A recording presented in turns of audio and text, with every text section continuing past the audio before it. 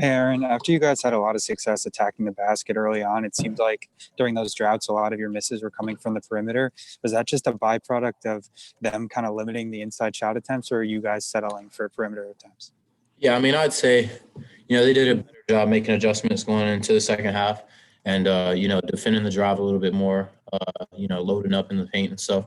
But we got a lot of good looks in the second half from three. So, Terps always encourages us, tell us stay confident and shoot when you're open. So, guys shot open shots. I think Jairus had 2 or 3 wide open ones that he missed, but we know he's capable of hitting those shots. So, every time he has that look, we're going to tell him to shoot it. And shots, they just didn't fall in the second half the way that they have in the past couple of games. But I mean, Ohio State made adjustments, but we took advantage of some open shots that just didn't fall. Emily Giambalvo. Hey, Aaron, what do you feel like led to all of Ohio State's open looks from three, particularly in the first half?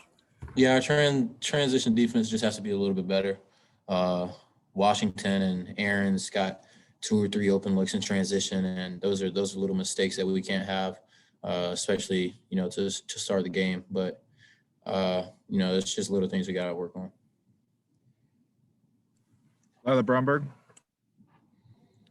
Hey, Aaron, it seemed like whenever you guys were able to kind of get a run, Ohio State was able to respond. Why do you think you guys kind of weren't just able to kind of sustain those throughout the game? Yeah, I mean, every little mistake we made, they just took advantage of it. I want to say, I'm not sure how many turnovers we had, but those turnovers were costly. When we had the turnovers, they scored out of them. They were able to get looks, and that's just something we got to be better with. We got to be better defensively guarding, and that's what keeps us in games. And today our defense wasn't at its best. Last question, Wes Brown. Hey, Aaron. So sort of working inside, you guys have done well, trying to get to the basket and scoring in there.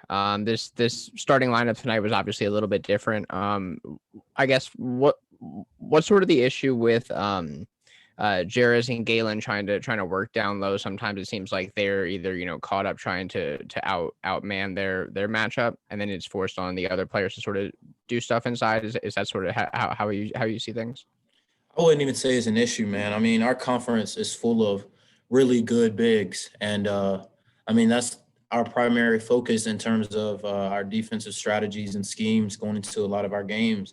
I mean, you have some of the greatest bigs in the country, all in our conference. So Jairus, Galen, Dante, even Daryl sometimes all have to battle and fight with those bigs. And it's hard. I mean, every team is really talented. And if they don't have a good big, they got really good guards. And if they don't have – it's nobody with, any guy that, can't play. So, I mean, I wouldn't say it's an issue or anything. We just got to be a little bit better, making sure that we're, guarding the right way, the way that we practice, and we're talking on defense because, those guys fight every day. I mean, you watch Daryl has a mask on his face and he still has blood dripping down his face.